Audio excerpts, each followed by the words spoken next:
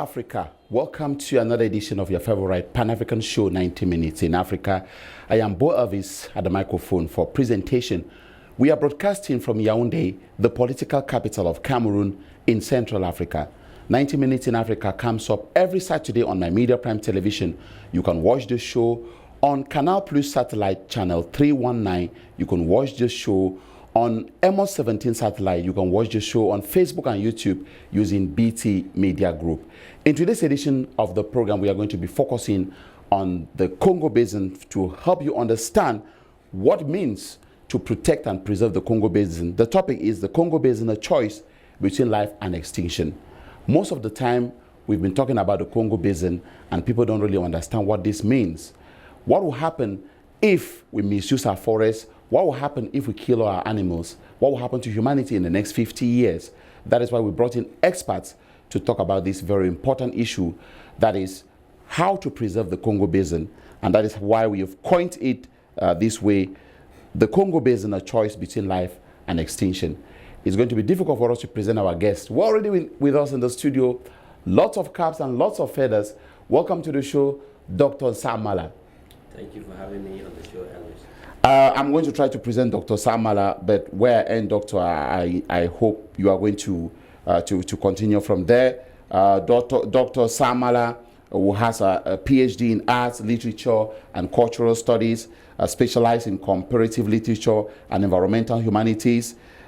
Someone who studied from the Aarhus University, Denmark, winner of the AUF and Foundation 2100 Foresight Prize of 2022.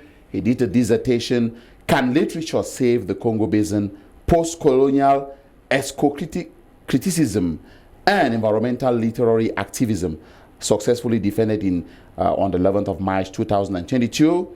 He is an Erasmus Mundus. He had an Erasmus Mundus Master's Crossway in Cultural Narratives from Université de Perpignan via Domitia, France, University of St. Andrews, UK, and Universidad de Santiago de Compostela, Spain. And then Dr. Samala, he is a poet, he is an award-winning writer, he is a futurist and foresight practitioner. These are things we're going to get to discover in the program. Doctor, maybe you might want to present yourself more. I just wanted to highlight these issues. Thank you so much that's a very generous introduction.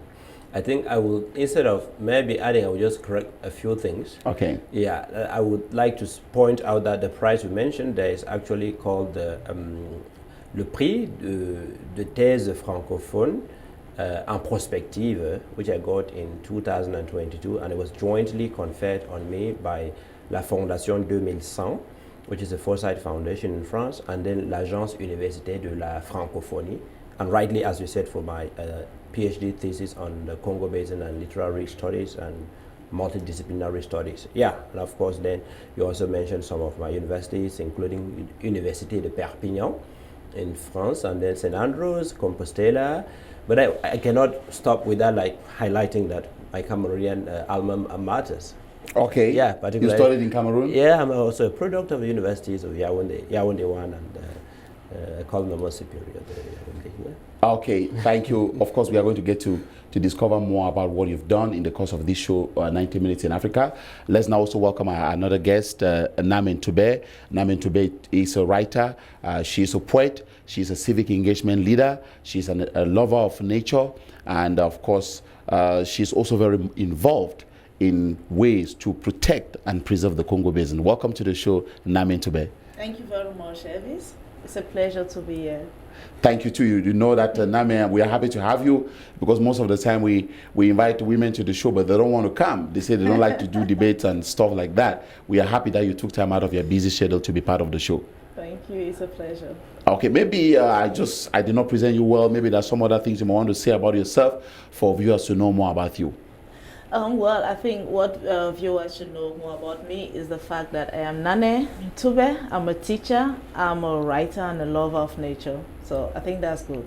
Okay, thank you. So, Doctor, in the course of the program, you know that 90 Minutes in Africa is watched by people of all walks of life. It is watched by researchers. It is watched by the academia. It is also watched, by the man in the street. because they want to understand what is happening in the continent of Africa. But most of the time, we've been focusing only on politics and sometimes economy until someone alerted me and said, oh, Elvis, you need to focus on climate change. Because if you don't focus on climate change, maybe in the next few years, you might not be able to do 90 minutes in Africa anymore because there'll be too much heat and maybe the Congo Basin might be destroyed and the number of human beings, the lifespan of humans in the world is going to reduce.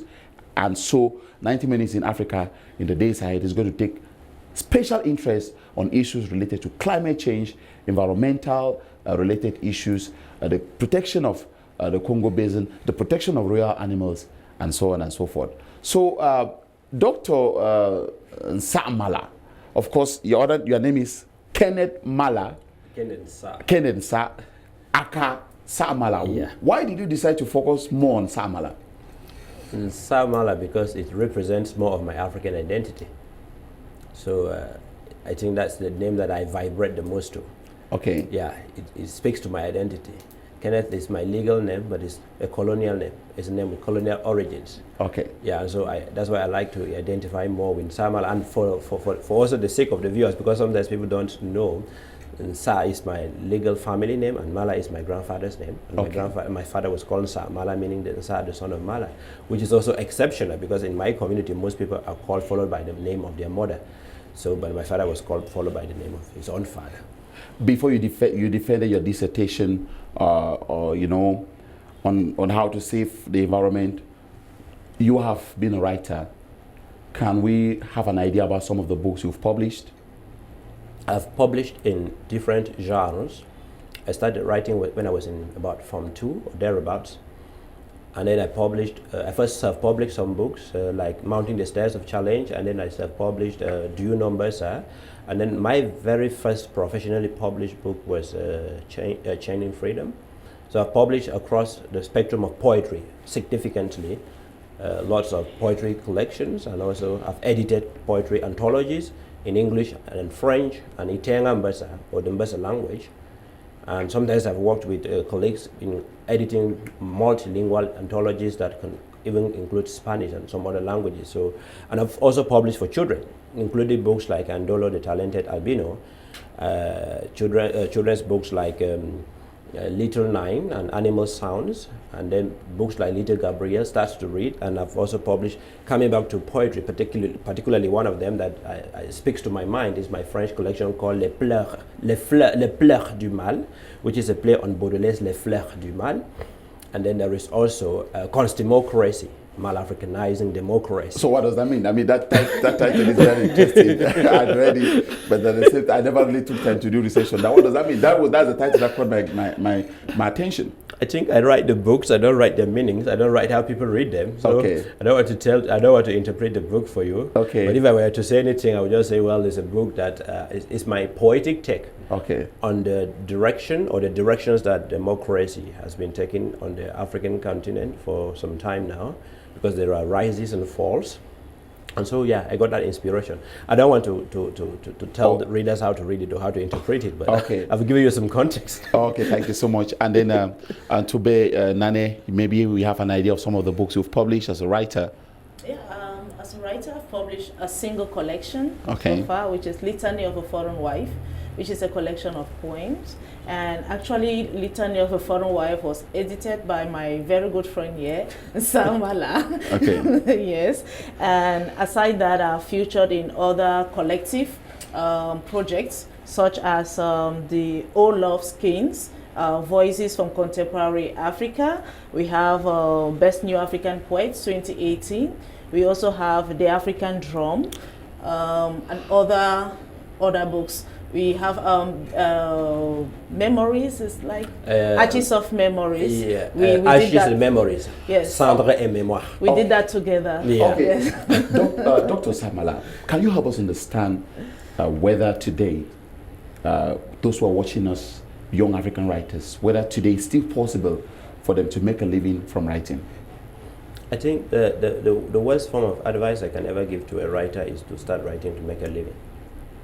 personally, and that might be because of the angle that I approach writing from. And there are some people who come straight into writing thinking that they will make money. Maybe some succeed and they do make. But the truth is that it's very difficult to make money in writing. And it gets, again, even super complicated today in the age of artificial intelligence and the internet, because everybody has something to publish. So for me, my writing comes from a place of passion, a place of compassion, a place of commitment to some issues in society, or to contributing to making society better than I made it. And then, so any other thing that comes to me is like an addition. But if you want to write to make money, you need to understand that it's pretty difficult to make money, because you need to get, for those who make lots of millions in writing, you need to get an agent. You need to be represented by, you don't just write any book, you don't just rush to go and publish in a smaller publisher and they expect to make money. To really make money in writing, what people don't know, like one of the first persons to have made so much money in this country is Mbolombwe, because she sold her first novel, Behold the Dreamers, to the tune of $500,000. And that's because that book was negotiated for her by a literary agent. And it takes a lot to get to that level. Both the craft, but also luck, I would say. So I don't approach writing from that perspective. I don't write to make a living. If a living comes out of writing, I appreciate. But some people may want to write to do that, but I would tell them to keep their ambition, but to be realistic and to understand that it's an ambition that is very difficult to achieve. Nana and Tube, let's get your perspective on that. Writing to make a living. Do you make a living from what you do as a writer? As a writer, you don't really make a living from what you do, but you gain the satisfaction of being a writer, because you write from that angle of activism. You have something you want to talk about when it comes to the society. From me, I am a social-political writer. That's what I call myself. So I write to speak about my country, to talk about the society.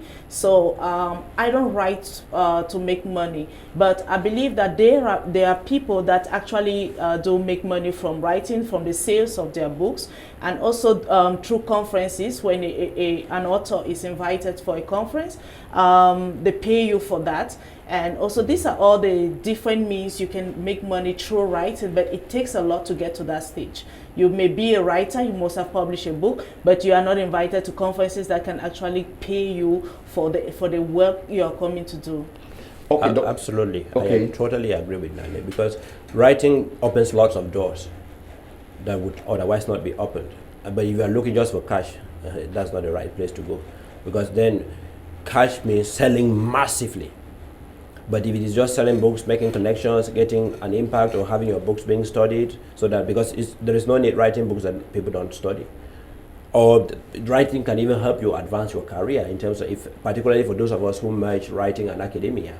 So there are lots of benefits of writing, and then at some point you start being invited even to George Prizes, to do a lot of stuff that nobody would ever invite you to do. And then some money starts coming in, but it's like kind of coincidental. It's not like what you actually started off looking after.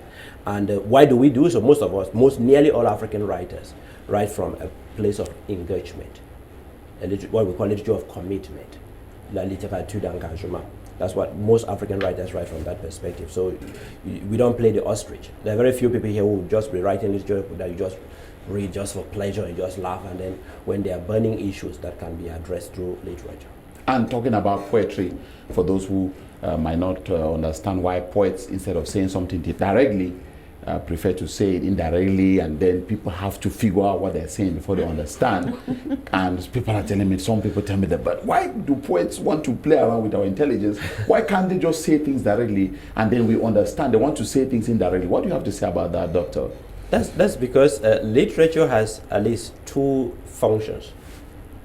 The function of the content and the function of the form, and that is why literature is art. The day that poets will start saying things directly, then that is no longer poetry, it will be journalism or history. Okay. Yeah. So for what makes poetry beautiful is the metaphors, is the similes, the apostrophes, the alliterations, is the use of allegories, is your ability to talk about something, but in a way that is engaging, and in a way that people will not talk about in other media or in other mediums. So the moment you stop doing certain things, then you run out of the genres. Although we can also write across genres, but that's what makes literature an art. Tube, let me get your perspective on that. Yeah, poetry is an elevation of language. So if you're writing a poem, you don't write like any common person. Like you don't write like the way we are going to speak right now.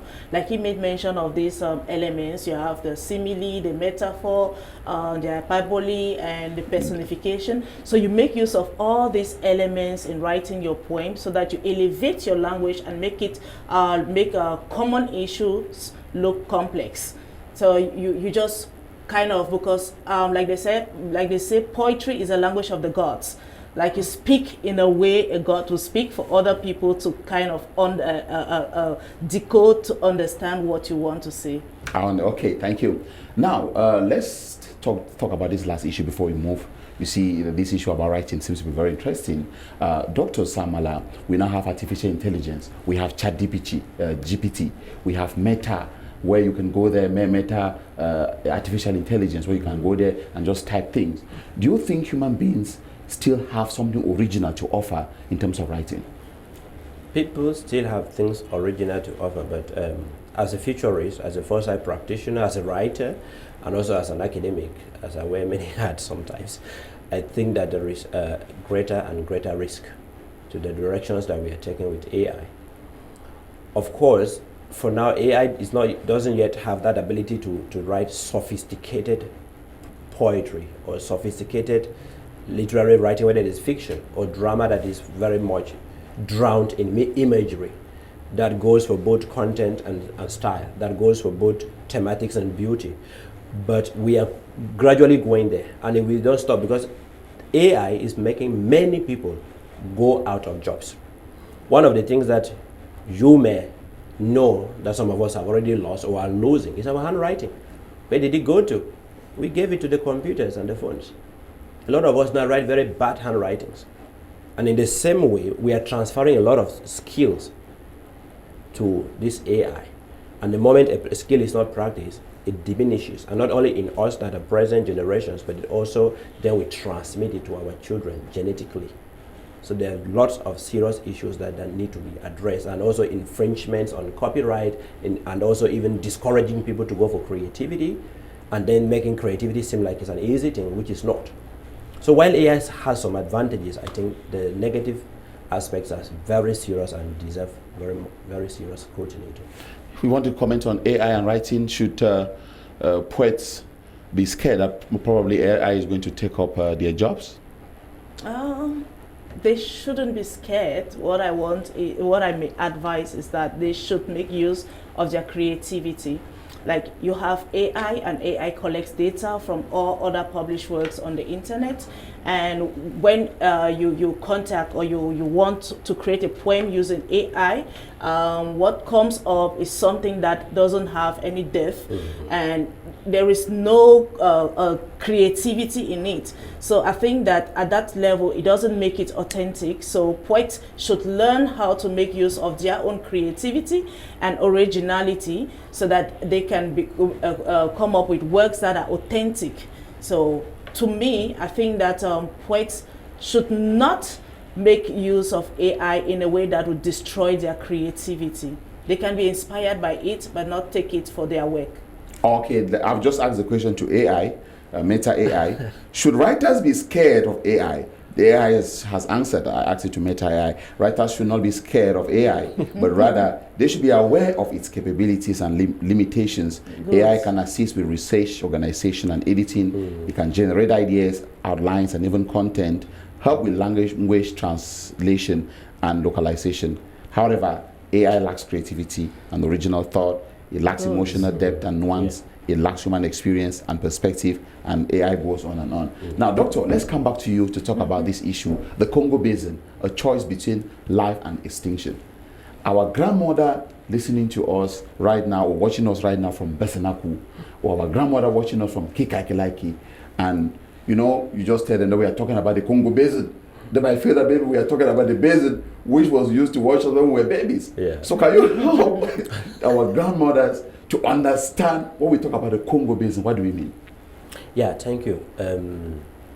Whether it's from Basin, whether it's from Bakosi land, or from Marawa or Garoua, or we go down right to Congo, Brazzaville, we go down to Kinshasa, the Congo Basin is very important for us, but a lot of us ignore it, because one of the things that surprised me in my research on the Congo Basin was the level at which many inhabitants of the Congo Basin, not even our grandmothers, we are going very far. Our grandmothers, especially in the places you first mentioned, like Mbesa, where I come from, not Mbesa Naku anyways, Oku, come, like, we could say that they are not actually very located in the strict sense of it, in the heart of the Congo Basin. Okay. If we consider the Congo Basin to actually be the tropical rainforest that run across, for example, some parts of the southwest, the littoral, the central, and the south and the east. So in that strict definition, the forest of Fundong or the forest around Boom and Fanfuka would not necessarily be in a strict sense, stricto sensu. But the thing is that even those who live in the deep forest of Yaoundé, in the deep forest of Libreville, in the deep forest of Kinshasa, most of them don't know what the Congo Basin is. And once you mention Congo Basin, they think that it's something that belongs to the Congolese people. So I was shocked with that. Yeah, that was very educated people, young people, old people. A lot of them don't know what the Congo Basin means. So that's why I think it would be important to give that definition, and not only to our grandmamas and our grandpapas, but to everybody. The Congo Basin, when we talk about the Congo Basin, we're talking about... Maybe our producer can be showcasing some videos of the Congo Basin which we got, so that people will be seeing what you're saying. Yeah, you can go ahead, Doctor. Yeah, so the Congo Basin is referring to the tropical rainforest ecosystems that are located in 6 countries in Central Africa, namely Cameroon, Congo, Brazzaville, which is called the Republic of Congo officially, the Democratic Republic of the Congo, Gabon, Equatorial Guinea, Central African Republic. This is the strictest definition, but there are other definitions of the Congo Basin that can go right up to Rwanda, Angola, Chad, and sometimes why not Nigeria. So now this forest, so they're the forest ecosystems, and their name comes from the Congo River, even if the Congo River has not given names to countries like Cameroon. And so that's the first error that people often make. That the moment you evoke the word Congo and Basin, they attach it, they just pick one of the Congos. And a lot of people, especially those who are out of Africa, they don't even know that there are 2 Congos. So the moment you mention it, you think about just one, especially the bigger one, the Democratic Republic. So this is the Congo Basin. It belongs to these 6 countries. And these tropical ecosystems of the basin are very important for climate change and biodiversity. The Congo Basin used to be said to be like the 2nd largest tropical rainforest in the world after the Amazon in Latin America. But today there is debate as to whether the Amazon is still the first, because many people are beginning to believe that the Congo Basin is rather the first now, because the levels of deforestation are very high in the Amazon and lower, relatively lower in the Congo Basin. And the Congo Basin is also called the lungs of the earth. Why do we call it the lungs of the earth? It's because the Congo Basin, like the Amazon Basin, like the Mekong Basin, or the Southeast Asian forest around Mekong, are the things that help the world to breathe by purifying our air, by trapping some of the greenhouse gases that are causing climate change through their trees, through their vegetation, but also through their peatlands. The peatlands, the largest peatlands on earth, are found in the Congo Basin. And they are estimated to store about 3 years of global carbon emissions. So and then the Congo Basin has about 10% or even more of global biodiversity at the time when, and by biodiversity we mean what? Animals, plants, including us. So it's important for us, because if not, the heat that you were mentioning at the beginning of this talk, of this talk show, the heat is going to finish all of us if we finish the Congo Basin. And that's why I need to appreciate you and any other journalist who comes on board joining you, because I've been crying, I've been saying people need to come on board, because the Congo Basin is a jewel for us, but we hardly talk about it. So journalists need to come on board, teachers need to come on board, writers need to come on board. Someone like Nane, I'm happy that we are here today, because both and me, we've done a number of things.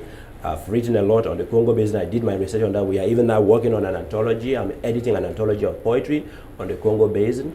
So, and I've called time and again, environmental communication and environmental and education in Cameroon still needs to be stepped significantly up. Okay, Nabe Tume, at what point did you start, showing interest on Congo Basin related activities?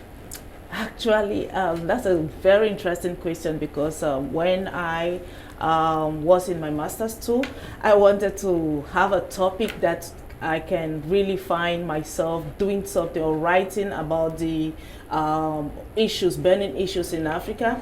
And I have this topic talking about environmental discourse in Anglophone Cameroon literature. It is at that moment that I contacted my friend here and I asked him, what do you know about environmental discourses in Cameroonian literature? So he was actually working on his thesis by then about the Congo Basin, and we had some conversations about it. It is at that moment that I started learning a lot about the Congo Basin, and it created this awareness in me because, to be candid, just like the other people, I didn't know that the Congo Basin involved Cameroon, because when I heard about the Congo Basin, I knew it was for the Congolese. So it doesn't have anything to do with me, so I didn't pay any interest on that. But with the discussions we've been having so far, and when he started the workshop on foresight futures, I learned a lot about the Congo Basin, and I even see myself being involved in it in the future. Dr. Samala. Thank you, Nane. Welcome. And I know that you're on the way always. Dr. Samala, Yeah. at what point did you transition from someone who was interested in, was a writer, a poet, literary, related activities? At what point did you transition from a writer to an activist in Congo Basin related issues? I think it goes as deep as maybe childhood, because awareness and acute awareness about environmental issues for some of us who come from rural communities, rural kingdoms, is something that is inborn. Let me start from there. And again, even when I was doing, like, for example, my master's thesis was not on climate change. My master's thesis, I studied Anglophone Cameroon fiction in relation to clandestine or irregular migration, because I've always been interested in taking a literary, cultural, linguistic approach and applying to real world issues. Because I know, there are some of my colleagues in the field who usually shy away and say, no, literature should not talk about things like that. No, I take an approach that is more interventionist. And so, as far back as, if I were to take like publications, as far back as books, my very first publication in poetry, there were already poems, a mix of poems that are addressing environmental issues. And that is, I'm talking about 2012 here. And I had written most of those poems prior to that. So any of my collections, you pick them up, you always see a mix of poems that talk about maybe cultural issues, maybe some political issues, maybe some economic issues. But of course, there will always be a good dose of environmental stuff there. So that's why maybe people think that I just jumped down from the sky and I went towards the direction of the Congo Basin. But to end it here, another thing that came to mind is because I became aware of the fact that many people, and you see Nani is just confirming it, a lot of people are beginning to learn about the Congo Basin today. I have a bunch of nicknames in my life, but if there is any nickname I could ever give myself, it would be Mr. Congo Basin. Okay. I've never named myself. I've never given myself any nickname apart from maybe using Samala as my pen name. Why am I saying so? I personally decided to shine a light on the Congo Basin. Why? Because biologists, chemists, physicists, ecologists, environmentalists, a lot of them are working on the Congo Basin, but when it comes to people from other professional works, we ever rarely talk about the Congo Basin, and that is why it is less popular internationally as compared to the Amazon. And that is why I took to myself and I said, this is something we have to celebrate in the world, defend, because again, there's some reasons that if we dig deeper, you will see some reasons why the Congo Basin is also not hyped. Because some people, if they're hyping the Congo Basin, they're also hyping the wars for minerals. So we'll come back to this, I guess, in the course of the show. Yeah. So the Congo Basin is relatively made invisible as compared to the Amazon. And so that's one of the reasons why I took up the Congo Basin. Because if you look at it from a humanities perspective, from historians are writing very little about the Congo Basin from a perspective of it being a whole ecosystem. So that's one of the main reasons for us. If people can come on board and join this, because I know that there is still a lot to be done to make the Congo Basin not only known, but protected and cherished in ways that are beneficial to all of us. The other beings, we human beings, the plants, the animals, the ecosystems, I will be the most satisfied when I retire. And Dr. Samala, of course, by God's grace, you still have a very long time to retire. You presented to us an award-winning writer, not only an award-winning writer, but also a foresight and futurist practitioner. That is something I really showed interest in, because it was the first time I heard something like that, foresight and futurist practitioner. What does that mean? Do we have schools here in Cameroon where we can become a foresight and futurist practitioner? That's a great question. So I would divide it into two parts. I'm saying this so that you keep track on it, and if I forget the second part, remind me, the one about the schools. Foresight in futures helps us to navigate the future too, because the future is something it can never be known. The future is so fleeting, and it's always, most of the times, filled with a lot of surprises.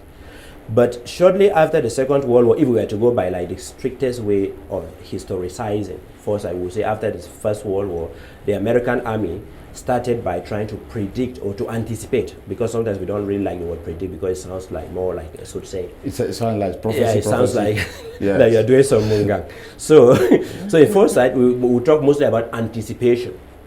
So anticipating or forecasting. And so American military, through the RAND Corporation, they started anticipating what if the enemy hits this way, what if the enemy, so by building what we call scenarios. And then Shell, which is a big multinational company that deals with crude oil, also did a lot of scenarios.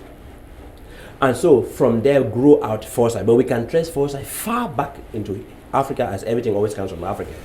And one of the ways to trace it back to Africa is that in the days of Egypt, ancient Egypt, not present day Egypt, there used to be people whose job was to go study the colors of the river Nile upstream, and depending on what the colors were, they would give warnings downstream to the Egyptians to know that harvesting would be bad or harvesting would be good.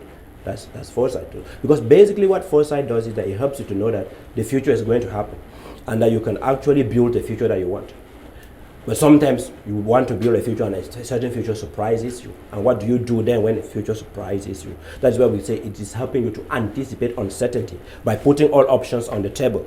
You build scenarios, you're building scenarios for what we call preferred futures, which is that the future that we really want to work towards having them come, or also what we might call undesirable futures. Like, to borrow from literature, which is also connected with foresight and futures, that's what we call utopias and dystopias. So utopias are like pleasant imaginations, imaginaries to which people aspire, or a book is leading to. And dystopias is when they take us to a place of chaos, a place of collapse.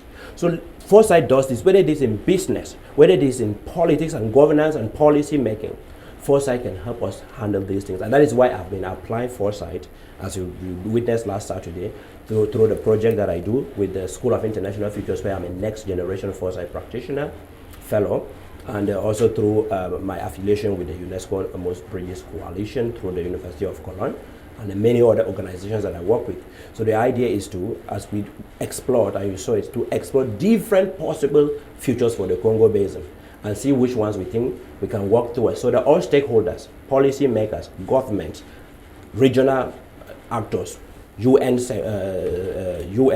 agencies like UNEP, and etc., can build on those scenarios and the stories, because we are building scenarios and we're getting inspiration from them to write short stories and other artistic products, so that they can be more appealing and entertaining to people, because people build imaginaries for long and then they work towards achieving them.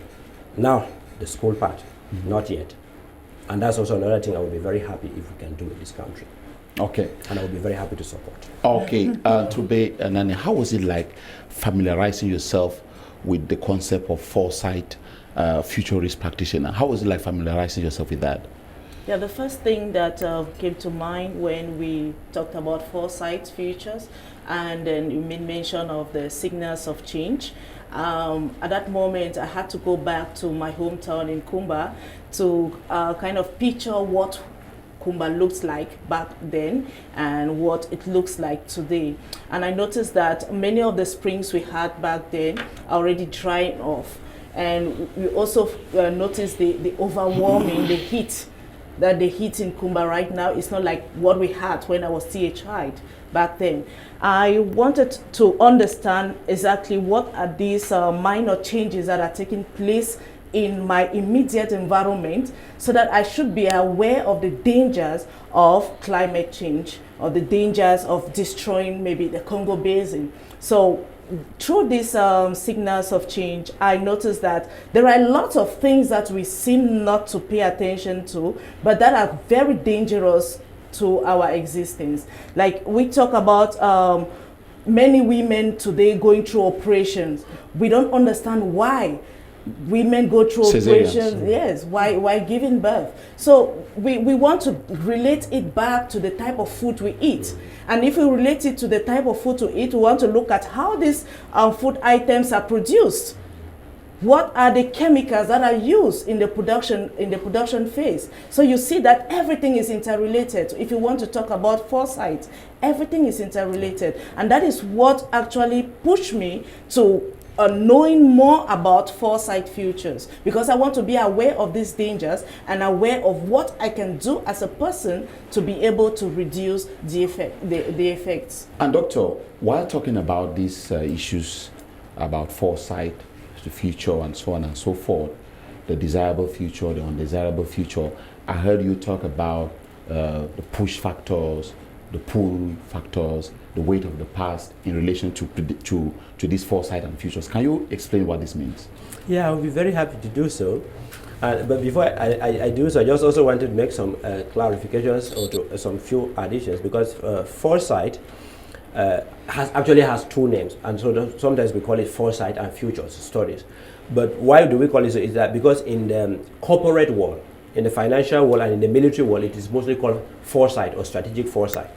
But in the more academic world, it is mostly called future studies or futures literacy. And futures literacy is mostly championed by the United Nations system, like the UNESCO Futures Literacy Labs, the UN Futures Lab now, and then also UN Global Pulse. A lot of these organizations, including UNDP, they practice futures, but mostly from what the perspective of calling it futures literacy. So this is, I'm trying to help with the distinctions. And then in French, all of futures, whether it is futures thinking or futures literacy, as we call, which is interchangeable, or strategic foresight, which is also interchangeable, are called simply in French la prospective. And so this relates to that prize that I was mentioning at the beginning that I won, which was in foresight. So now, coming to your question, the pull of the pull of the future, the push of the present, and the weight of the past are three angles of the futures triangle. And the futures triangle is just one of countless tools that we use in foresight and futures. We can use what we call, for example, CLA, which is causal layered analysis, which is also produced, which was invented by the same author, Soel.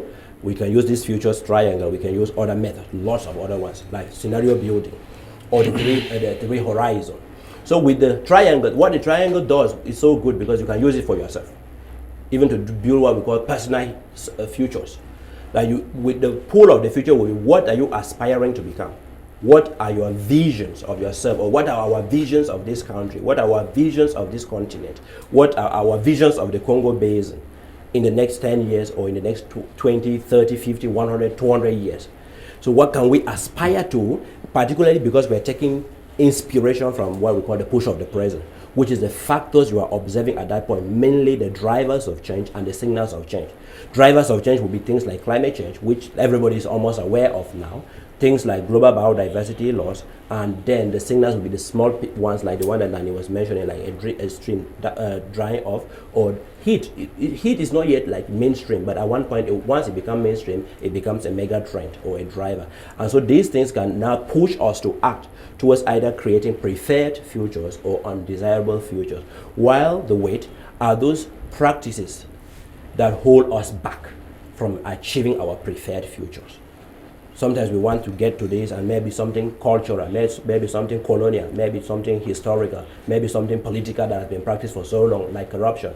Maybe all of these things can be blocking you from achieving your preferred future. And so you need to leverage on how do you lessen them, how do you make them lighter and you go up there. So how do local communities depend on the Congo Basin for their livelihood? Without the Congo Basin, I don't think that anything is that is, except for the God part of it. Yes. Because the Congo Basin is helping us to breathe. Millions of people die every year from air pollution alone.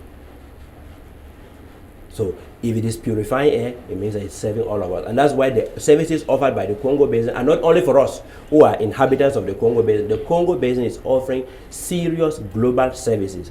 And that is why Africa needs to continue to use the Congo Basin as one of our strategic tools when we are negotiating climate finance. Because people are polluting mainly elsewhere. I'm not playing the blame game. The statistics are there clear. Africa has contributed up to now less than 4% of global carbon emissions. But I'm not saying we should continue to produce or we should not, because we need to develop to a certain extent, but we need to be aware of climate change. But the people who pollute the ones are not here. But the effects are being felt here, because the most vulnerable continent to climate change is also Africa at the same time.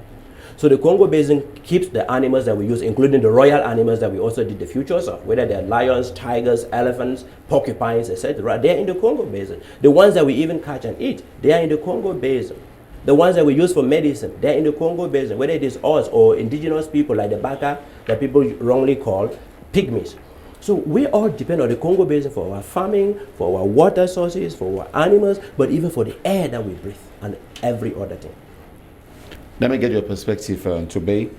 Some of the main threats facing the Congo Basin, among them is deforestation. Have you been able to witness that in some areas in Cameroon and other areas in Africa, deforestation? Like witnessing personally, first-hand witness, no. But through the media, we've seen people entering the forest illegally, and we all know of the consequences. And we also see that maybe due to the need for people to have wood, for others to build houses, to have this type of tables, people go into the forest illegally. And when they cut these trees, and the trees, they don't replace the trees. So the problem, the issue is not even the cutting, but the fact that they don't replace. And you know that it takes years for trees to grow. So if we cut trees, we must learn how to replace them. But when they go in illegally, they don't replace the trees, and it becomes a problem at that level. So if it is first-hand witness, I've not had that, but I see it through the media, and I read also some of the articles. So Dr. Sabala, why is it important to mobilize writers, film producers, even activists and journalists towards sensitization on Congo Basin related issues? Why is it important? The Congo Basin is our life wire. Without it, the world is going to feel a significant pain, including the possibility that you and me may not be here to talk. Because you can imagine how hot it is in the Sahara. And now as we speak, the Sahara passing through the Sahel is advancing down to the southern regions of this country, just like across the board, whether it's Nigeria, right up to any country. So if we don't protect the Congo Basin, if we don't mobilize to protect it, to manage it sustainably, we are endangering our very own lives first. Because we don't even know. Animals may have some different coping mechanisms that are better than our own, who knows? But the fact is that if we don't act, we may say it is too late. And every single act of ours has a consequence or an implication on whether the Congo Basin will continue to be or not to be. And that is why it is not just a matter for government or big people or big organizations. It is an everybody's thing, our humanity. And you have the impression that our governments in Africa, compared to the mobilization we see there in Europe, do you have the impression that our governments in Africa are quite involved in mobilization towards protecting the Congo Basin, or they still need to do more?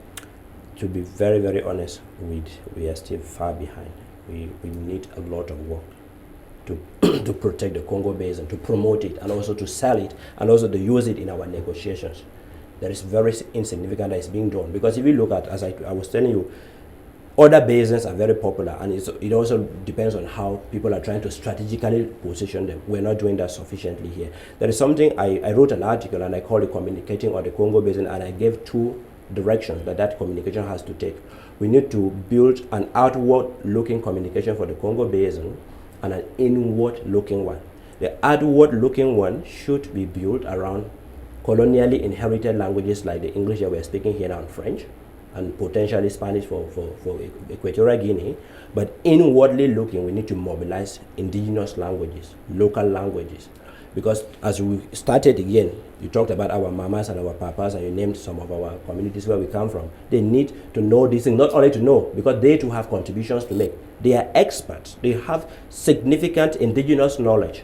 Because now as we speak, any part of the world that still has forests intact, those forests are in the hands of indigenous people, not in the hands of artificially created anything, whether it's a park or whatever. It is indigenous people, whether it is in the Amazon or in the Congo Basin, that are keeping this forest intact. So even our mamas in our villages, they are experts, but the moment we come to them with languages that they don't understand, we may term them as being illiterate, but they have a lot to offer. So let's build communication around the Congo Basins in two directions. And Tube Nane, when you look at our African governments, do you have the impression that they are quite involved in initiatives towards the protection of our environment, protection of the Congo Basin and our forest? Because we hardly hear many African governments, putting significant budgets on issues related to climate change. It's most of the time foreign organizations and foreign nations that are really putting an effort. I mean, even in terms of communication and resources to fight climate change, we mostly see that coming from the West. I may say that the government is not doing that much, but it is the government is at least trying, is doing something, because at the level of education, I'll talk like a teacher, we have already modules on our school programs that talk about the environment, the protection of the environment, and even well-being. So at that level, it is a great step. If we start talking about the environment to our students and we create awareness, so the students will grow up having this knowledge on how to protect their environment. So at this level, if the government has implemented the study of environmental issues at the level of secondary education, so it is a great step for me, because it means that they are aware of the dangers of climate change. They are aware of the risks we may take if we don't protect our environment. And at their level, they are also struggling to create awareness. And we all know that awareness starts at the level of the school. So we may not, at the level of the school, we may not talk extensively about the Congo Basin, but we talk about the environment. And I think it is up to teachers and also environmental clubs that we have in schools to raise more awareness about the Congo Basin. So at this level, we may not say that the environment is, the government is doing nothing, because the government is actually doing something. And we also have ministries in charge of the environment. We have delegations in charge of the environment. And this ministry or delegation, they work hand in glove with civil society organizations to talk about issues affecting the environment and also issues related to the Congo Basin. So they are actually doing something, though we think that their effort is not enough, but they are doing something. Yeah, that is it. Absolutely, because maybe let no one view us think that I was saying that governments are not doing anything, but I'm saying that they are doing, what they're doing is very insignificant. Okay. It's appreciated, because nothing, something, a small thing is better than nothing. But the thing is that the magnitude of the problem is not matched by the magnitude of the solutions brought to the table. But we can at least acknowledge, like Nania said, the initiatives about environmental education, although again, pigeon boxing these issues only into climate education or clubs is not taking the whole of society approach that we need to take. And secondly, I also acknowledge, for example, within the Congo Basin, one thing that really happened, and I was so joyed, I was overjoyed, is that last year they launched something, and it happened in Brazzaville, called the Three Basins Commission, the Three Basins Commission, that brings together the Amazon, and that brings together the Congo Basin, and that brings together the Mekin in the Southeast Asia. So these are the efforts. But climate change is now already declared by a number of countries around the world as an emergency. And if we are dealing with an emergency and people are still very unaware of it, it means that we need to step up. We appreciate what is happening, but it has to be significantly stepped up. Doctor, let's talk about the desirable futures. When we talk about the desirable future for the Congo Basin, what does that mean? Which kind of future should we expect for the Congo Basin? And as a foresight practitioner, for how long can we work to ensure that we have this desirable future? Desirable futures for the Congo Basin are futures that, if you and me live so long, we would like to continue to live in them, or that even if we die, we will be happy that our children will live in them. Which means that there are those futures that will not burn down people. People will not be melted by heat. There are those futures in which deforestation shall not have turned the Congo Basin into a desert, for example. So a preferred future is a future where we try to balance the needs of our development, the needs of our well-being as humans, in respect of the well-being of the other beings that we share this earth with, the animals and the plants.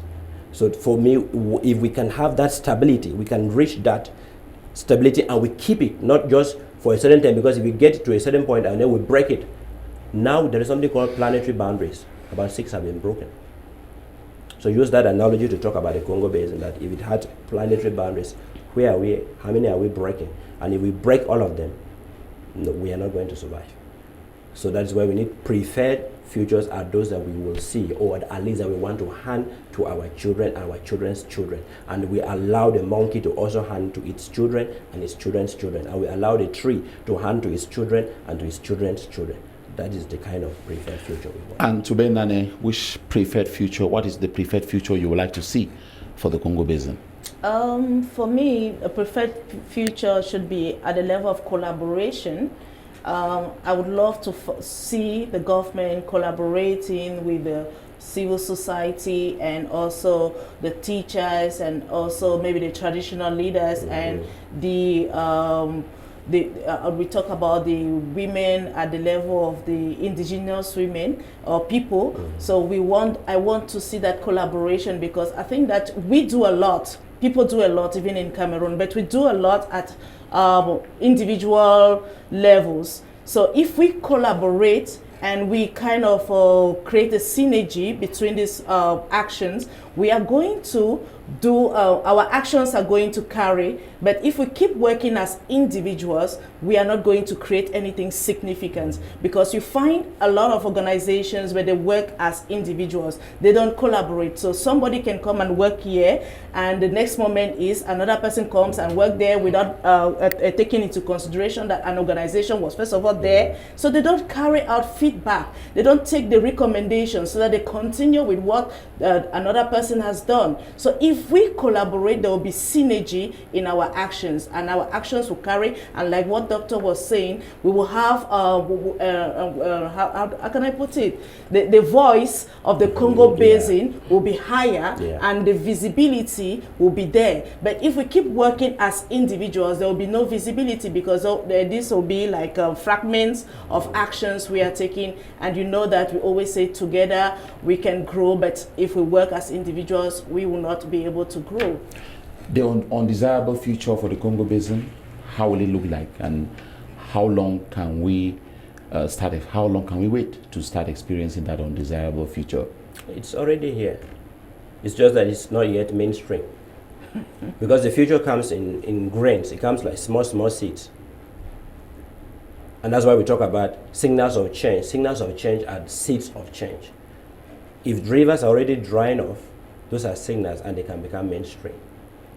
If animals are transmitting more and more disease to us, because another thing that we're not highlighting is that our health depends seriously on the Congo Basin in different dimensions. I will highlight just two. The fact that the food that we eat comes from there, because what you eat determines your health. But also, increasingly, we are going to have more and more zoonotic diseases, like what we call COVID, like COVID-19, and like Mpox. Now we are talking about Mpox, another outbreak in the DRC. So more and more of these diseases are going to be happening. Why? Because we are destroying the habitat for the animals that are harboring them, and these animals are coming closer to us and interacting with us and giving us disease. So that's why you see that everybody is involved. Because if you are sick, you don't go to school, education is affected. If there is flooding in Douala, which we don't wish to happen, but climate change doesn't care about what we wish. So if there is flooding in Douala, people will not go to school, people will not go to work. Everybody is affected. So it affects professions, it affects education, it affects health, because there will be cholera outbreaks. And again, because climate change is continuing, and the Congo Basin is helping to keep, what we don't know is that Cameroon, like the majority of Congo Basin countries, they have sea lines, they have coast. And if the ice continues to melt, we are running the risk of also having some of our coastal cities sinking. So a disastrous, unpreferable Congo Basin will be one that is maybe desertic, plus also maybe no more Libreville, maybe no more Douala, maybe no more Limbe. All of this, for us in futures and foresight, we believe that everything is possible. We're not afraid of anything. We believe that everything is possible. And the thing is that even the most scary thing, we look for ways to, how do we avoid it from happening? So this is very scary. For what you're explaining, especially the undesirable future, does this mean that we need to maybe change our diet?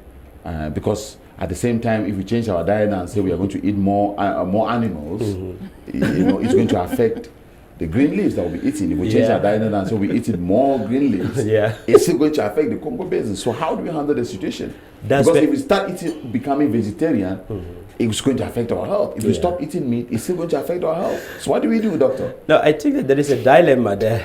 I don't want to be a nutritionist here, but I think that in any case, being a vegetarian is usually more helpful than being just like maybe a carnivore. But I think the magic is in the middle, by mixing our diets. But the point is that I think that individuals and communities have their own responsibility, but we also have responsibility at the level of businesses.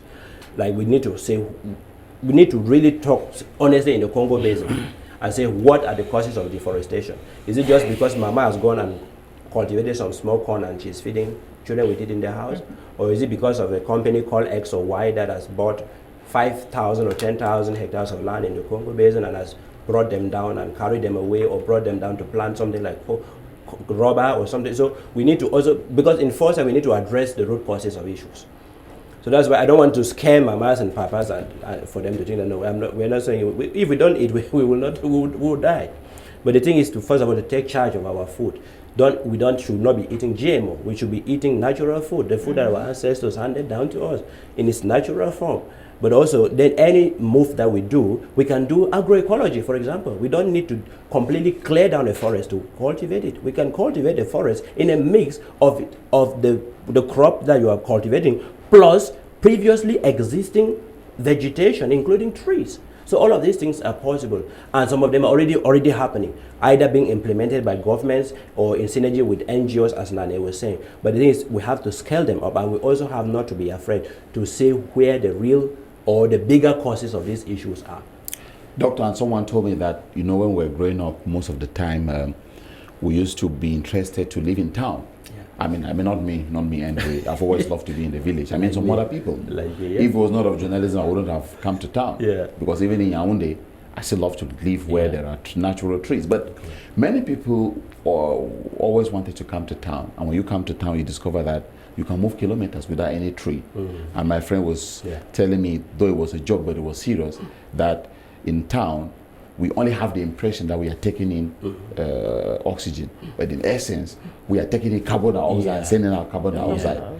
So, don't you think that we also need to, while preserving the Congo Basin, we need to also ensure that we plant trees in our towns to be able to preserve the lives of those who live in town? Because from every indication, I haven't done any statistics, but we might want to do a research on that. It might come out very clear that those who live in villages where there are trees, where they eat natural food, they drink water from springs, they might have a longer lifespan than those who live in town. For sure. And this brings me to two things. Our people who eat natural food are healthier than us most of the times. Most of the time, they're healthier than us. Secondly, Nani, I want to come back to you because you said that you have not witnessed deforestation firsthand. And this came to my mind, but I forgot it. You've witnessed it, but maybe you're not aware of. Maybe. Most of the outskirts parts of this city, 10 years ago when we were schooling, if you went there, you will not see any house. And before this, whether you go in the direction of the Mbangongs or you go in the direction of the, whether you are going towards Obala, if you go in any of these directions or Bankomo, you see our towns are going, they're increasing. They're eating the trees. They eat the trees before they are there. And this again gives me something that I really do want to appreciate. The government and whoever is joining and working with the government in doing that. You see the three northern regions of Cameroon, they look super beautiful in terms of trees in the cities. They look super beautiful. I need to say this. I need to shout it at the top of my voice. And you see a city like this one. This is one of the most treeless cities I've ever seen in the world. Yaoundé. But we need to know that we are moving towards what we call, for example, green cities, smart cities. We can build smart cities. We can build green cities. There are people who have managed to have a lot of wildlife mixing and intermingling with people in cities. Because every day, part of the deforestation in the Congo Basin is coming from rapid, uncontrolled urbanization. This is just one of the reasons. Other reasons exist. So we need to do this seriously because the quality of air that we inhale in these cities, most of it is, as you said in the joke, which is true, is very toxic. And it leads to respiratory problems. And doctors can testify to this. So, Nane, let me come to you. This means that even our writers, even our film producers might need to incorporate these kind of things concepts into their movies. For example, when you watch Nigerian movies, you see, each time someone wants to give the impression that they're about to succeed, you see them packing their bags from green villages and saying that, let's move to Lagos. I'm moving to Lagos. And you see the grandmother celebrating that he's moving to Lagos, leaving the green villages, leaving the forest, the natural, environment to go to Lagos. This means that probably these movies too can be having an impact on our people in the sense that people might think that, okay, living where there are trees is not beneficial to our health. We need to go where, to the city, to Lagos, where there are few trees so that we can really enjoy our lives. So don't you think that our film producers need to also be involved in this sensitization campaign? Yeah, I do think so. I think on Saturday we made mention of cultural brain drain, which is part of it. The fact that we watch these movies and we feel like we can only succeed if we are in cities is it's a way that makes us to have a different perspective of life. But actually, we can succeed anywhere we are, be it in the villages or in the town.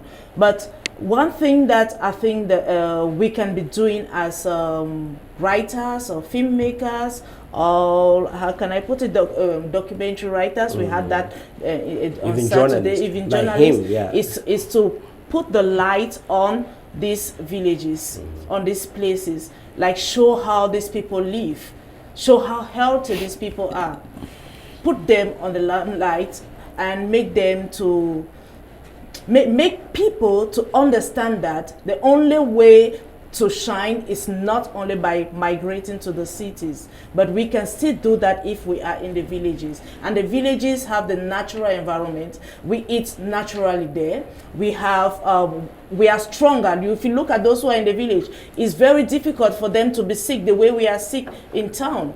So we need to look at that also. At the level of poetry, what we do is we include environmental issues in our poems. When talking about the environment in our poems, we include environmental issues. It can be the trees, it can be the rivers, it can be maybe the food we eat, and we kind of give to this element a kind of elevation that makes it feel like maybe the persona in that poem lives because of these elements. So you find that comfort in these elements. You can find someone maybe taking a walk in a forest and reflecting, and all the memories of the childhood are coming back to him. So these are all the comfort we are creating, reconnecting the person, the mind, and the environment. So we use these environmental elements to reconnect the self,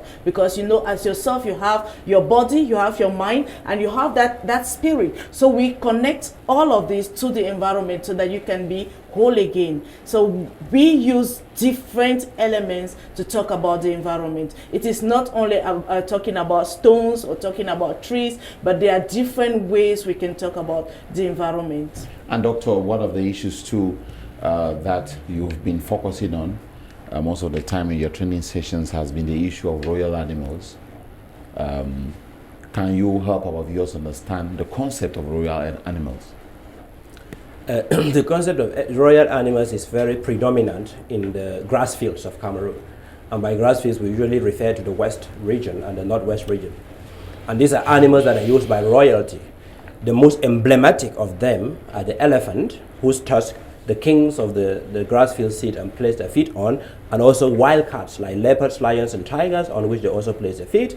Or we can even take an animal like the porcupine, whose spines are used in holding chindas on Chisando, in Congo, on Chisando, in Basin, etc. Or even the red feather. Where does it come from? Many people like the red feather all over, like nearly all over Cameroon, and it comes from the Bandaman's torako, which is endemic to the forest of Ejum and Kilum in Basin, in Kom, and in Oku. So these animals are disappearing because nowadays more and more. I could give a longer list, and I don't want to go even to like sacred animals, but just these ones I've mentioned. we hardly ever see them again, and most of them are on the list of endangered animals or even animals that are locally extinct by the International Union for the Conservation of Nature. And even the laws of this state, of this country, are prohibit the catching of those animals, but their cultural practices are attached to that. And so it came to me that as somebody who is also of royal blood, but even if I were not, I take any issue that affects us seriously. So I said, what do we want our children, the next generation, to still see these royal animals or not? Because we even use metaphors. When we are like giving honorific titles and praising our kings and queens, you usually hear things like lumnyam. You hear things like nyamabo. Those are comparisons, metaphors between them and some of those animals in the forest. But the animals are no longer there. In the next 50 years, 100 years, will a child in these communities understand what a nyamabo means? If you call your king a nyamabo, the child will not understand. So it means that we need to come together, and that's why I was very honored to have the presence of a good number of traditional authorities, indigenous kings, attending that session in addition to the ordinary participants that we were, or facilitator that I was, and participants, so that we look at this because it's something that concerns all of us and see how do we protect them, but without killing the cultures, without losing the cultures that we have had from generation to generation, which now define our identities. And I'm sure that our children will call us bad ancestors if we discard all those practices, but we need to keep going with them in ways that are respectful of biodiversity.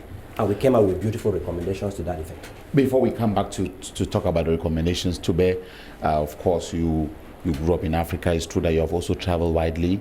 Apart from the zoo, have you ever been able to see some wild animals in the African forest? No.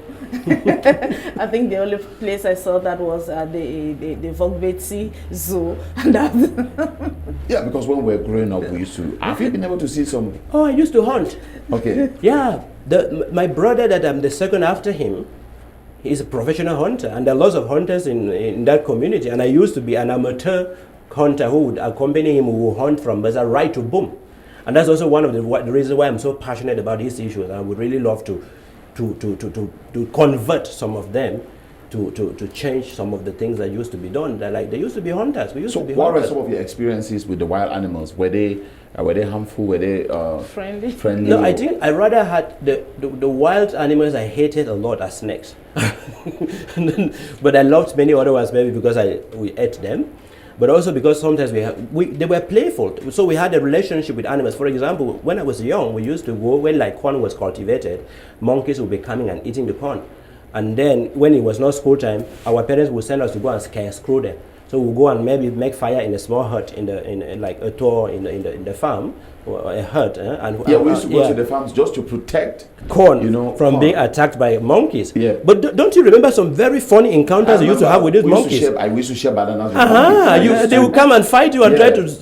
That's fun, right? Yeah. So it makes you feel like that monkey was even part of it, and that is why we talk about multi-species kinship. So your brother is not only your brother from your mother's side or your father's side. The monkey can be your brother. But at the same time too, I was not happy because the monkeys some of them were very destructive. Yeah. They could destroy a whole farm. Yeah. Wow. Yeah, they could destroy a whole farm. Definitely. Yeah. So that was another issue because they could destroy a whole farm. Yes. Yeah. And even elephants too, which are already very threatened and need to be protected. That's another controversial thing about it. And we need to always try to find some balances, because sometimes elephants can destroy hectares of food that we need to live on, and they can also kill. And some of these, even the royal animals you were talking about, some of them, you don't joke with them. You don't joke with a lion. You don't joke with tiger. But it's not because it can kill you that you need to also kill it. We can find ways to live around it. But I totally understand you, that we have all these human-animal conflicts that we also need to navigate as we are going about biodiversity conservation. So how is it like Tube Nane, when we are in Africa and we are unable to see these wild animals anymore? If we are unable to see them in some of our forests, it means they're not available in other forests. I mean, the population of lions has reduced drastically in the forest, same with tigers, leopards, and cheetahs. Don't you think this is something we need to work on? Yeah, we need to work on these. But I think that for some of us who grew in town and we've not had the experience you had here, we really don't have the idea how it feels like living with animals, wild animals, and even, I don't know, for me, I find it very interesting and at the same time very dangerous because personally I don't really like being around animals. Okay. I missed that. Okay. Yeah, and I think I've seen some maybe. Yeah. So, but not it is tiger, very. it was maybe cheetah or something It like is that. very, very important to have the animals in the forest. That is their home. That is their home. So they need to be there. Now, what about the concept of turning wild animals into domestic animals? You know, they were not created for that. Don't you think it can be risky? Someone told me that no matter how you convert a wild animal into a domestic animal, a day is going to come when you will regret ever taking the decision. Do you think that could be another preservation mechanism for this species? One of the chapters in my dissertation that was also published as a book chapter talks about these issues, including domestication as a strategy for conservation. But I think I would not propose that to be like a top reason, but when we run out of options, we can do that. For instance, I prefer a domesticated tiger than living in a world without a tiger at all. So if we are in the face of the last tiger on earth today, what do we do? Do we choose to allow it die in the wild or bring it home? Because even the domestic animals that your friend was mentioning, all domestic animals that we have today were initially wild animals, and they got domesticated. So we can domesticate any animal. And I'm not saying that we should always prioritize other options of biodiversity conservation. But if we run out of options, I will have no issues against domestication. But again, domestication can even be two ways. You can be domesticated by the animal that you are domesticating. But it can help you even realize not only your humanity, but also your animality. So I put every option on the table. Can you help us understand that you can be domesticated? Because very often human beings forget that we are animals. Okay. Yeah, because and that's why we have this very wrong concept when we say go to nature. The first thing here, you will be looking for a small forest here to go into, because that's what we call nature. And you don't know that this body is not only you. There are bacteria here and they're living beings. That's why we're talking about multi-species kinship. Even your body is not for you alone. You share it with other organisms, and so you are part of nature. So human beings, we have come to be on us for survival. Yeah, and we've come to be very arrogant in thinking that we are so different from other animals. And at one point, don't you think that animals might maybe looking up to us and say, animals might be looking at us and saying humans are really wicked? Because when you take a look at the number of animals a human will eat before he or she finally leaves the world, they're uncountable. I mean, just the way we walk. Sometimes I think about that. The way we walk, by the time you move from your home maybe to the market, you must have killed so many ants. So at one point too, don't you think the animals at one point should have a reason of being concerned, attacking us, because they have the impression that we are so entitled that to the extent that we believe that everything should belong to us. We should kill animals, we should do this and that. Exactly. Yeah, I feel that if we can actually understand what the animals are saying, we would understand that they are angry. Yeah. Not only the animals, but the plants, the trees, all of them are angry. So when you cut down the tree, we feel like it's bleeding because it is angry. Yeah. The tree gets hurt. But do we feel it? We don't, because we think only about ourselves. When we kill the animals, we all love soya and we want to eat soya all the time. But at the same time, we are talking about preserving these animals. You get it? So the thing is, all the animals, the plants, the trees, all of them, they understand that they are in danger in front of the humans, because the humans have already claimed that superiority over them. And so at times, the animals attack us. It's not because they are wicked, it's because of self-defense. Yeah. They are defending themselves because they have no other person to defend them. Yeah. So we should be the one to defend them, but we do not do that. We are attacking them. And the plants have no one to stand by their side. They don't have anybody to speak for them. But do we listen to plants? I don't know if there is a way to listen to a plant. When you look at a tree, you look at the leaves. There were some plants when we were growing up. We used to talk to some plants and they would close up, and after we talk to them again, they open up. They open up. Yeah. I think there's a name that we call, is it Mary whatever? I don't remember what the name of the plant is, but it used to be very funny. It's a Mary something, Mary something. Yeah, there used to be a funny plant like that. Yeah. But all of those plants, I don't see them anymore. So, but we believe that plants do listen to us. Yeah, and they're sentient, and it's proven now, even scientifically, that plants are sentient and they communicate. They communicate, but we don't. Yeah, and that is why even when you talk to some herbalists here in Africa, they will tell you that when they want to harvest, there's a time to harvest plants where, in a way that they will maintain their medicinal properties. And it's very early in the morning. After a particular time, you can no longer harvest the plant. And I've been able to accompany a herbalist. You know, when a herbalist to the forest to harvest plants to treat patients with. And sometimes before harvesting the plants, the herbalists always speak to the plants. They speak to the plants before harvesting them. And we're able to witness two scenarios where they will speak to the plants, harvest, and then another time when they will not speak to the plants and harvest, and the medicine was not able to work when they didn't speak. It wasn't the same thing. So that's why I believe personally that plants are able to speak. And the other practices that shows that plants, because that's one thing, because when we say that it has been proven scientifically, as I just said here, it's mostly because we are believing on the so-called Western science, which itself is not even Western, because knowledge is co-constructed. But I wanted just to add some quick examples to that. If you take the case of places like Basin, where I come from, if you want to cut down a kola nut tree, in my tradition, you have to tie a goat to it before you do that. You have to offer a goat to it because it is believed to be a being. And that's the same thing, even like a baobab is not a tree they just get up and you go and cutting down anyhow. Yeah, so they're beings, and with an African traditional belief system have always believed that they are so. But at some point, because we were deceived or we were tricked by some funny philosophies, we thought that then, well, those things were magic and that they don't exist. But now we're coming back to the realization that trees are sentient, they feel pain, and they can communicate. So you see that they are now just actually validating the knowledge that our forefathers and foremothers had handed down to us by telling us that I can speak with this tree. It's not always bad speaking, it's not always witchcraft. And Dr. Samala, when I was talking about the Congo Basin, a choice between life and extinction, when I spoke about this to my friend, he said something very funny, but which could also make some sense, because he said, each time we kill an animal, we have killed a human being unknowingly. In the context of this paranormal context here in Africa, where humans have their totems.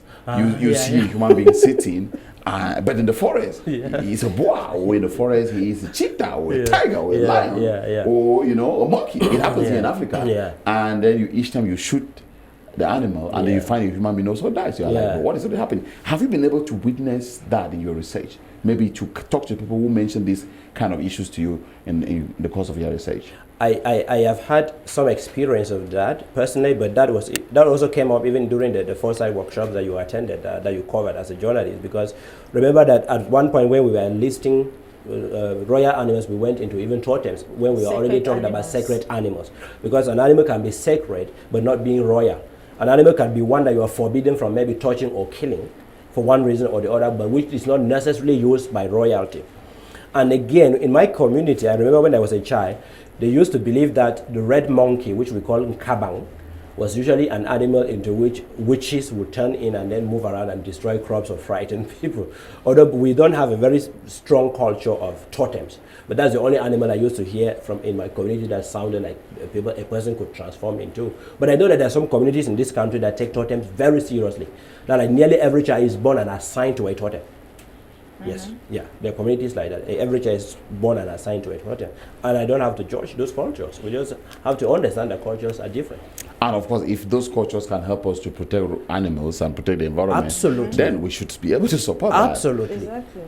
Your comment on that, on totems in Africa? I think it's just a normal thing in Africa. We have some communities that have totems, like we talk of a cat that at times we look at it as being a human being because it communicates in a special way. We find at times in the night, let me say at midnight, when you hear the cat crying like a baby, it is sending out a message. Either I think it's a sad message, it can be death.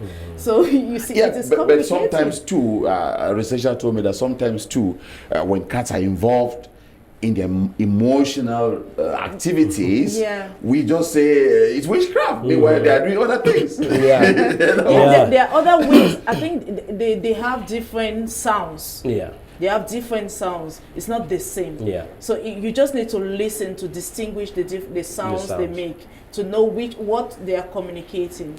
So we equally have the dog. The dog is another animal that communicates.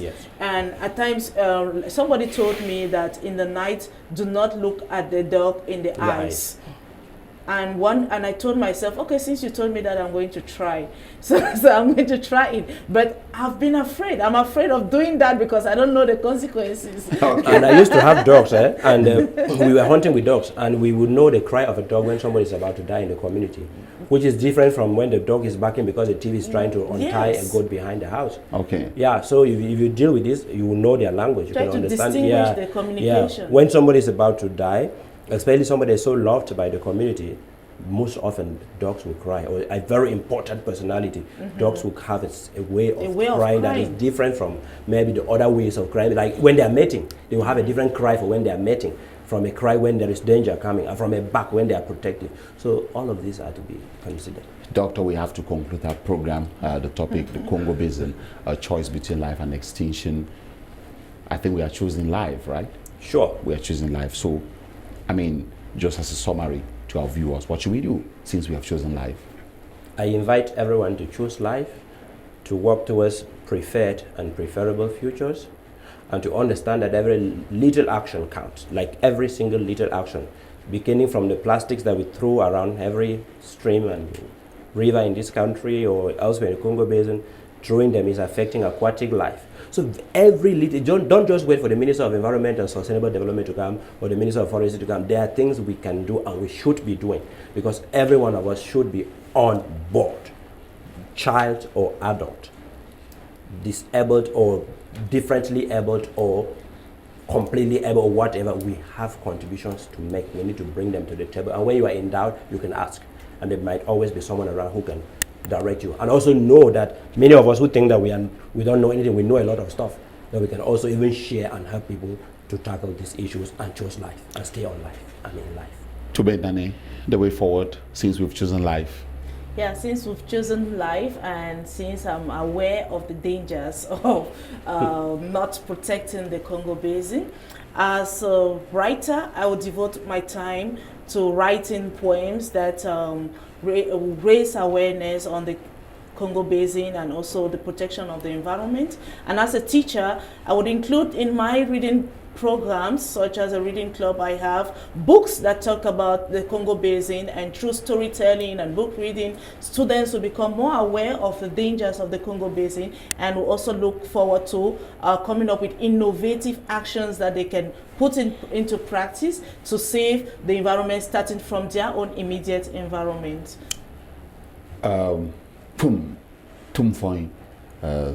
Dr. Samala. I think I got it right. Yes. You were recognized by the traditional rulers, kings of Cameroon from the grassfield as Pum Tumfoy. And they, if our producer is able to get the video there towards the end of the event, towards the end of the video I sent to him, you were recognized as Pum Tumfoy, which means that you are the messenger. And you were anointed to be a messenger of Africa to the world to protect our environment. We want to use this opportunity to congratulate you on this recognition, and we wish you the best in all what you do to be able to protect our environment, and so they continue to be an ambassador of the African continent. How did you feel after that recognition? I lacked words, and I think even I still lack words. I think I still need to process this because it's huge. It's really huge, and it shows the commitment of our kings, not only those who are present, because when they gather, they do things in their name and in the names of their brothers who are not there, or even their sisters, for those who may be queens. I felt so honored, and something I wasn't expecting. I think for me the biggest joy was the fact that they honored my invitation to come talk royal animals and to bring out the brilliant recommendations we did. And little was I expecting that kind of honor. And I think I will just be praying the Almighty to be able to play that role of that being that tomfoy, that messenger, whether it is for the Congo Basin, whether it is for future generations in general, for climate change in general. I just really pray God for grace and pray that the blessings of my fathers, as they already gave me, goes with the blessings of the Almighty God, and that I'm able to contribute in little ways to living up to the expectations of this big assignment. We thank you too for choosing My Media Prime, and we hope that in the days ahead you're going to partner with My Media Prime so that we can do more to protect our environment and protect the Congo Basin. Thank you. You've always been one of the medias that have supported my work so much in this country. I've been on the agenda like thrice with Lasha Kingsley, and today I'm here, so I'm very thankful to My Media Prime. Thank you so much. Tube Nane, we want to thank you so much for coming, and we hope we hope to accompany your activities, and we hope that you're going to partner with My Media Prime for more activities that are still to come. Thank you so much. I think that this is the beginning of a good partnership. Yeah. So I look forward to working with you in my future projects. Thank you so much, ladies and gentlemen. That's how we saw 90 Minutes in Africa. Today, your Pan-African show that takes a look at issues affecting your beloved continent, Africa.